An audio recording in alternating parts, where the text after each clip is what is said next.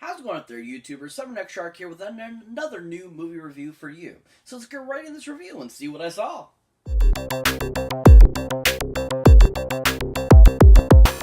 So a couple weeks ago, I had the pleasure of finally checking out an awesome new horror film that is considered a actual full-on sequel to the very first film of this series, discontinuing any of the other films in the subsequent series.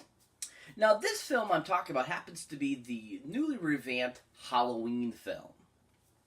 Now, Halloween, we all, of course, know this is its like 8th or 9th rendition in the series. We've had Halloween 1, 2, 3, Season of Witch. We've had The Curse of Michael Myers. We've had The Revenge of Michael Myers. We've had the 2 Rob Zombie Halloweens. We've had H2O. We've had Halloween Resurrection. So we've had quite a few Halloween films.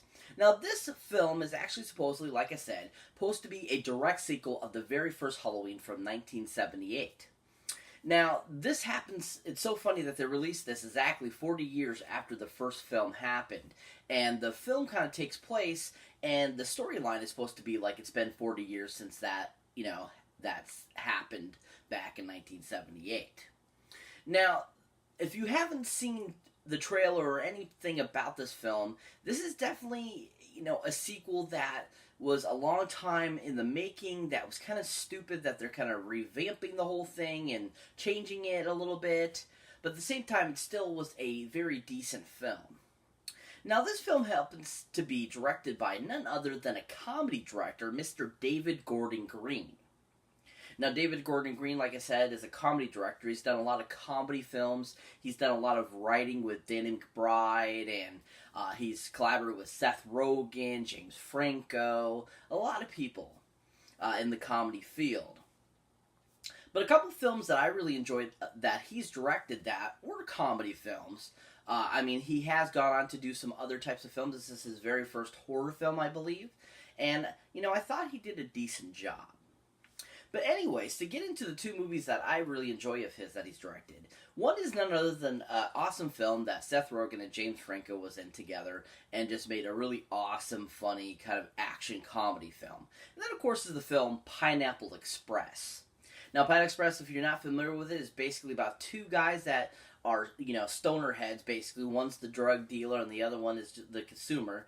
And basically one of them witnesses a murder, and so basically they go on the run to try to, get away from these bad guys, and kind of all the craziness that they ensue, with what the character sees, and basically the outcome. Super funny film. Really well done, really hilarious. I thought David Gordon Green did a really good job with directing it. I thought he made it really funny. Lots of great one-liners, lots of great action sequences, and just fun kind of like buddy, type of duo type of thing going on. And I just thought it was really well done. I laughed my butt off of the film because they had such a great cast. You had Ed Begley Jr. in the film. You had Danny McBride. You had, Seth Rogen, James Franco. Rosie Perez was in the film. Bill Hader made a cameo in the film at the beginning of the film. Just a great, assortment of great comedians and just great actors. And they were all involved in this one film and made a really fun film. And I just thought David did a really good job of directing it and, making it super funny and very entertaining. Now, the other film that he did that I think was absolutely freaking hilarious and I wish I had got better hype is none other than an awesome film also starring James Franco, but this time along with Danny McBride and Natalie Portman, which is called Your Highness, which is another kind of just like pot joke type of film. And it's supposed to be like during the medieval times, and there's sorcery and stuff like that, and monsters and stuff like that. And just lots of great, like, funny one-liners from Danny McBride, and just lots of great action sword sequences and stuff like that. Just a really fun, awesome kind of medieval type of supernatural film. And it just was so beautifully directed by, David. And he brought a lot of great sense of humor into the film and just made a really funny kind of almost like running joke on those types of films. Along with a sense of like there is a very long story plot line to it, that this princess needs to be saved from the evil sorcerer and stuff like that. It was just a fun, hilarious film, and everyone involved was really awesome, and I really enjoyed them. And it was fun seeing kind of Natalie Portman in a different type of film like that too, kind of a comedy, raunchy comedy, kind of stoner type of film, and her playing kind of like this. Archery master, fighter, and stuff like that, which was really fun because she's always very professional in all of her movies. She's a really good dramatic actress, and she's a really good, drama actress and stuff. So it was fun seeing her in a comedy type of film and, letting loose a little bit, along with Danny McBride, James Franco, and, a great stellar cast. But when it comes to Halloween, like I said, I thought that David Gordon Green did a really good job. I thought he, brought a great balance to a horror film. I thought he knew what he was doing. I didn't feel there was too much comedy. I loved the little bit of comedy element that was in the film. I thought that he brought a great sense to the series. And, made a great continuation to the series and made a decent film. I definitely felt that they chopped it too much throughout the film, and I think that whoever edited the film, unfortunately, edited it way too much, and it didn't seem to flow as properly as should have been, which I think is one of the only problems I saw with the film. Other than that, I thought it was a decent film, very fun and interesting, and I just thought that David Gordon Green did a really good job of directing it and making a great film. Now, this film has a great cast, a lot of great bit players that have been fun and have been in a lot of films I've really enjoyed, and just I think that they're fun in those films, and just have done great, just small bit parts, characters, kind of like Stanley Tucci and Oliver Platt, those type of character actors. They're like that. They're just really good like that, and that's what the majority of the actors in this film are like.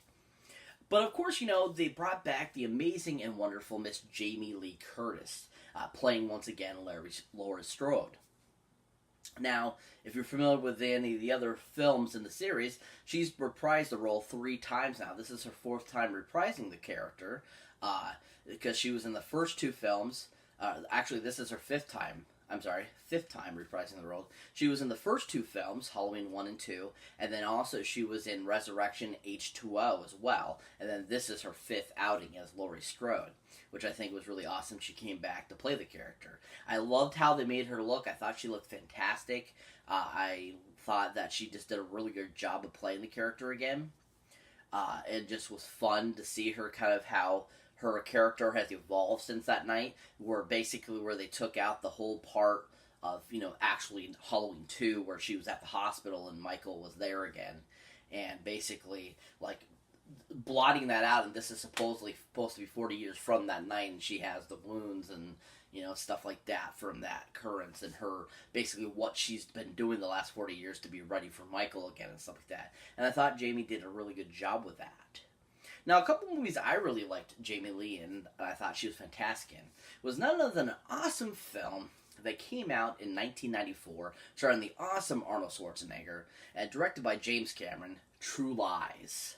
I think this is one of her ultimate amazing films ever. I loved her character in the film, thought she was so freaking hilarious, especially when she's trying to dance sexy, and she's in the thong and lingerie and stuff in the film, and she, falls over. Oh my god, that was just absolutely freaking hilarious, and she was so fantastic in. And I thought she worked so well with Arnold in the film, and I thought they did such a great job together. It just made a really fun and interesting film. I really enjoyed just her whole character in the film, how she's kind of like this mousy housewife that's trying to be dangerous because she doesn't get to do anything because, her husband's never there, and she's got a daughter that hates her, and, it just was a great character, and I think one of her all-time best performances, besides the Halloweens and stuff like that. I just absolutely loved her in that movie, and I thought she was fantastic, and I really enjoyed her in it. Another great film Jamie Lee Curtis is in is an awesome remake of a 1977 film that Disney did, and they did a remake in 2003. And the awesome original starred the amazing great Jodie Foster as the title character. And then this remake, we actually got Lindsay Lohan as the main character in the film, and Jamie Lee Curtis playing the mom character. And of course, if you don't know already what movie that is of course is the Disney remake of Freaky Friday. Now, this movie I absolutely I love. I still love it to the day. I still watch it. I think it's a fantastic Freddy Friday remake. A lot better than some of the ones they've done over the years. And I just thought Jamie was so awesome as the mom in this, especially when she's pretending she's supposed to be the teenager throughout the part of the film. And I just thought she was fantastic and funny. Loved her character in the film. I loved how she was this overbearing mom, and then she becomes like this cool rock lady. And I just loved her transformation and just how she worked so cohesively with everyone in the film. And it just had a great cast, too, and I thought Mark Waters did a great job of directing it.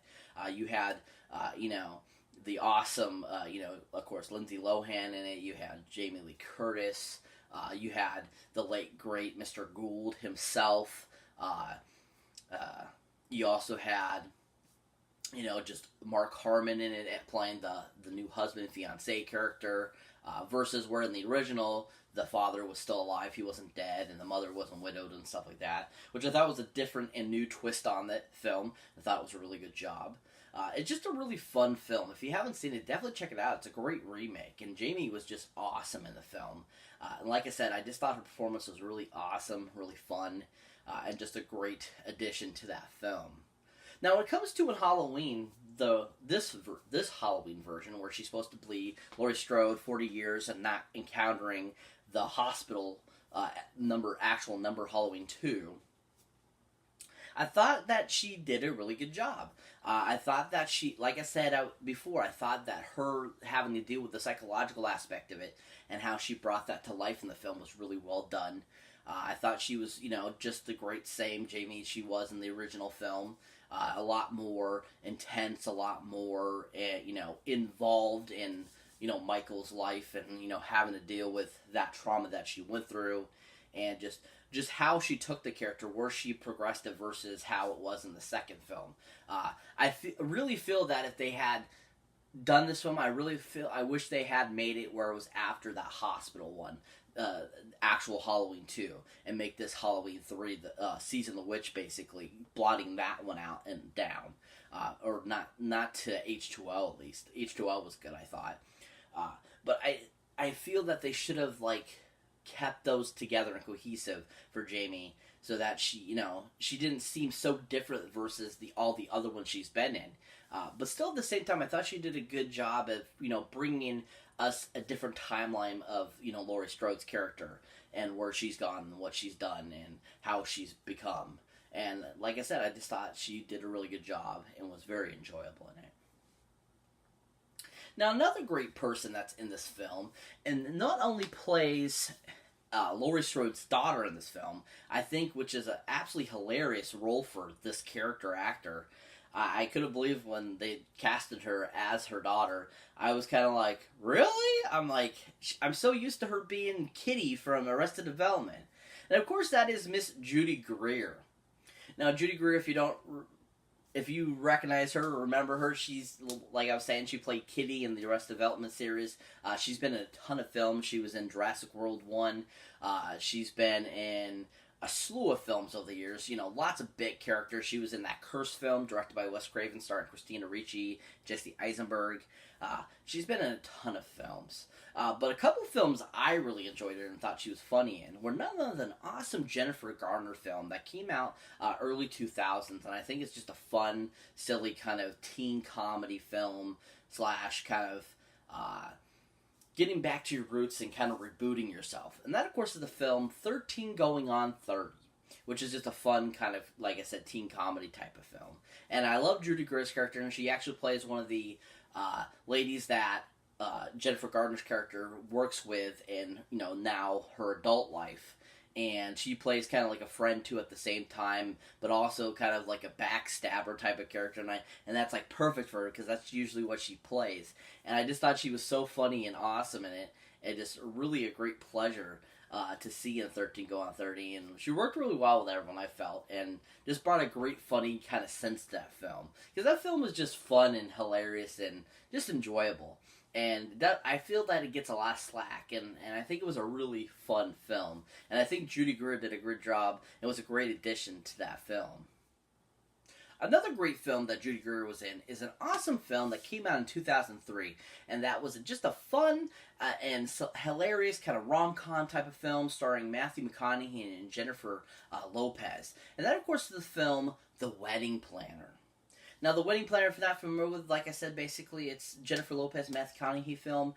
Jennifer Lopez plays a wedding planner, basically. She puts together people's weddings, makes them perfect, and sets everything up and has it perfect for the bride and groom. And basically, she ends up falling in love with a character played by Matthew McConaughey, who is a pediatrician. And basically, Judy Greer plays kind of like her sidekick in the film, her assistant that works with her at the wedding planning place. And I thought that she was absolutely freaking hilarious in it. It just was so fun and hilarious, and just was a great addition to the character, especially towards the end of the film where she has to take on the wedding herself. And she's like got all the things, all the accoutrements on her belt thing and stuff like that, just like Jennifer Lopez does. And she just like, her couple scenes that she's in are just so freaking hilarious, some of the lines that she says. And I just thought it was a really great, small part that she had.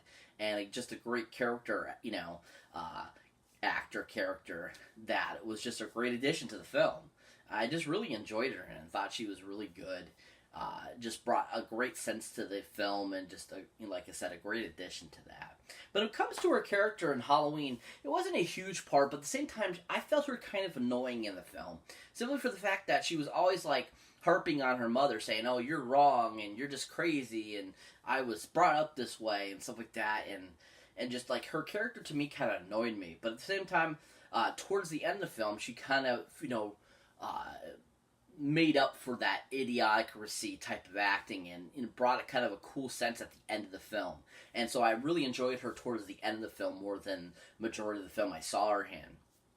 And I just thought that she did a really good job and just brought a great, cool sense at the end of the film to her character being supposedly Laurie Strode's daughter and just being there to help her mom in the situation and see that, she really isn't crazy, that she was really preparing for this and all this kind of stuff.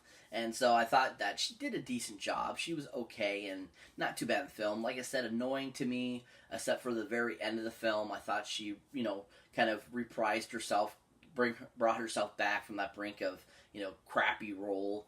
And just was fun to see in the film, and definitely different, character that I did not see her playing the daughter of Laurie Strode. But definitely not too bad. Definitely worth watching, and definitely an interesting take on the character. Now, another awesome person we have in this film is none other than just an excellent actor and amazing actor that he's always a great character actor. Like I was saying before, that I love these character actor type of guys. And this guy, I feel whatever he plays in, he's so different, and I just love his characterizations and how he does that. And that, of course, is Mr. Will Patton. Now, Will Patton has been in a slew of films over the years. He's been in some very notable films, some blockbuster hits and so forth. But a couple of films I really enjoyed him and thought he was fantastic in was none other than the 2004 remake of an awesome DC Marvel character, or Marvel character I should say, that's just an awesome, comic book character, been great in video games. Dolph Lundgren brought him to life in the 80s. And that, of course, is the awesome film with Thomas Jane and John Travolta, The Punisher. Now, Will Patton plays kind of the right-hand man of John Travolta's character in The Punisher. And I absolutely loved his look in the film. I loved how he looked and just how sinister he was. And I just thought it was such a great new characterization I hadn't seen him done before. And I just really liked him in the film. Even though how his demise was at towards the end of the film, you're just kind of like, ugh. But at the same time, you're like, he was just so good in the film. And I just thought he brought a great sense to the character and, gave us like this other great kind of character that really flushed out the story and flushed out the movie and kept it rolling and kept it entertaining. And I just really enjoyed Will in the film. I really enjoyed his character, and at the same time, you're kind of like, whoa, what happened to him was so screwed up. You're like, holy crap. It was just a fun part that Will did, and I thought it was a great role. Really enjoyed him, and I thought he did a fantastic job. Now, the next film I'm going to talk about that Mr. Will Patton was in is probably my favorite role of his of all time. And that, of course, is the awesome blockbuster film that came out in 1998 starring Bruce Willis, Liv Tyler, Ben Affleck, Steve Buscemi, just a huge cast, directed by Michael Bay. And that, of course, is the film Armageddon. Oh, yeah. Armageddon. This was actually the very first film I got to see by myself in theaters back in 1998. And I was, so thrilled and psyched to be able to see this movie by myself. And I was just like, holy crap, this is awesome, And I just remember thinking that Will Patton's character, I absolutely fell in love with his character, loved his, his kind of sad story with his family and his son, and, him, being this oil rig guy and stuff like that, and I just fell in love with his character, and absolutely loved his character, and I was so happy, his character survives. And I just thought he worked so well with everyone else. He was just a really great character actor, a great supporting actor, and just made that film so amazing because everyone that was in it was just so awesome. I mean, you had Michael Clark Duncan in it, you had Owen Wilson in it, Peter Stormare, Billy Bob Thornton was in it. I mean, you had this huge cast of awesome actors, and they all brought together this awesome, amazing, action-packed Disaster Earth movie, which I absolutely love those types of films. They're one of my favorite films of all time. That's why I was so psyched when Geostorm came out last year. But getting back to Will Patton, he just was a really great addition to that film. Really brought a great sense to that character chick. And he just was an awesome character, and I really enjoyed him in it. Now, when it comes to his character in Halloween, I didn't mind his character. I liked him as the sheriff. And I love that his character supposedly is one of the characters that's supposed to be in the original film. He's one of the first responders at, the house where Laurie has been attacked by Michael. And I thought that was really cool that they brought that character back and, brought in such a great character actor to play that character. And I thought Will brought a great sense to the character, gave us a little more insight into that character, and just was a fun and awesome addition to that film. And just really brought, a great entertainment value to it. Just a great addition to that film. Unfortunately, the rest of the cast in this film were nobodies. This was kind of their first feature film. A lot of them have done little TV parts, commercials and stuff like that, but none really other big time movies or any movies really. So that was kind of sad to see that they had a lot of unknowns in this film, which is great because some of them were too bad, some of them were good. Unfortunately, we did we didn't get a main star for the daughter character of Judy Greer's character in the film. She really hasn't been around a lot, but I still thought she was okay.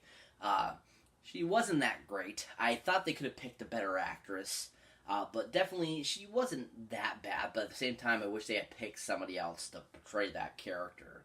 But I absolutely love the one guy in the film, the stoner guy, that runs out when Michael's in the house and attacking people. And he's actually Tim Robbins and Susan Sarandon's son. And I think that's awesome. He really hasn't done much. He does a lot more music than he does acting. But he's been in a few films. He's been in Dead Man Walking. He made a debut in, and he and a few other films over the years. But nothing really big mainstream. The only thing that he's really done that's mainstream was actually Blockers that came out last year as well. Or the beginning of this year, actually. Sorry, Blockers that came out at the beginning of this year with John Cena and all the awesome other people that are in the film. But he actually plays the character that's called the Cook in the film. And I totally couldn't believe that. I didn't realize that was Tim Robbins' kid. And I was like, holy crap, that's his son? I'm like, that's awesome. He looks really cool, and he's really funny and awesome like his dad. Because Tim Robbins is an amazing actor. And I wish he hasn't really done anything lately, and I wish he would do more, because so many movies of his were so awesome. Shawshank Redemption, The Hudsucker Proxy, the movie he did with Martin Lawrence, which was super funny, Nothing to Lose, Zathura. I just loved him on the majority of the films I've seen him in, and it's too bad he hasn't done more stuff recently. But he is such an awesome actor. So it was kind of funny to see that he is the father of this kid that was in the Halloween and also in Blockers is like, wow, I totally did not know that was he had a son that acted. So I thought that was really cool and a cool little tidbit for those out there when you see the character in the film if you haven't seen it yet.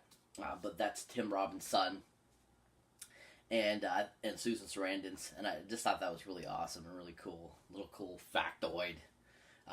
But when it comes to the actual film, everyone involved just did a really good job, I thought, and they made the film very cohesive and enjoyable to watch, most definitely. And definitely thought that, like I said, I definitely think there could have been a few other choices put in for certain characters, but all in all, I thought it was a really well done film and very fun. Now, if you're not familiar with what this Halloween is about, like I said, basically this one is supposed to be a direct sequel of the very first Halloween from 1978. So this is supposedly 40 years after the actions at the end of the first Halloween film. Laurie Strode now has been, like I said, gearing up to find and kill Michael for 40 years. And basically, Michael breaks out again and goes back to his town and goes on a killing spree. And, at the same time, Laurie's being prepared and getting ready to, have the final fight with Michael, basically. And that's pretty much what the movie's about them and their final fight, basically, to finally destroy Michael, even though he's been cooped up for 40 years in a mental institution, basically to end this so that he never hurts anybody again, basically. And that's pretty much what the premise of this film is. And like I said, I thought it was very decently done. I thought it was a pretty decent film. Definitely give this one 9 Golden Movie boxes up. I can't give it a perfect 10, simply the fact that, like I said, I felt that there could have been some other character choices for characters, actors and actresses, that could have been better choices for the film. But other than that, I thought the film was really well cohesive and could have been edited better and definitely longer. I felt that it was kind of short for a Halloween film, and with that shortness, I felt that's because of how it was edited, and that I felt that they cut some things out that could have made it more cohesive throughout the film. Other than that, like I said, really decent film. Definitely check it out, people. Still in theaters. Really fun film. Not a great new addition to the awesome Halloween franchise. Definitely looking forward to picking it up and add it to my collection. And definitely a movie worth seeing, people. It's really worth it, and it's not too bad. Pretty shabby, good film, and really enjoyed it. Had fun watching it, and hopefully get to see it soon again. I believe it actually comes out in January on Blu-ray, which is cool. That's pretty nice. That's only going to take 3 months to get it, so looking forward to it. Definitely keep your eyes out for any cool additions, people, and let us know. Oh, yeah. Awesome. You know it. Anywho. So that's it for this movie review, guys. As always, thank you for watching. Thank you for liking. And also, thank you for subscribing. And if it's your first time here, if you've been here before and you haven't hit that subscribe button, what are you waiting for, people? Hit that subscribe button so you don't miss this awesome video or any of the other awesome videos I put up. And as always, people, keep your eyes out for any older, newer videos you might not have seen mine yet. And as always, people, check out the awesome Stardust app, where you can watch 3 to 30-second little mini reviews of TV shows, trailers, movies, documentaries, anything your heart desires. And also, this awesome app is constantly updating, adding cool polls, contests, and all kinds of cool stuff. So if that's something that interests you, go ahead and download it for free at your respective Play Store. Look for me under Cyberneticshark, follow me, and then I'll follow you back.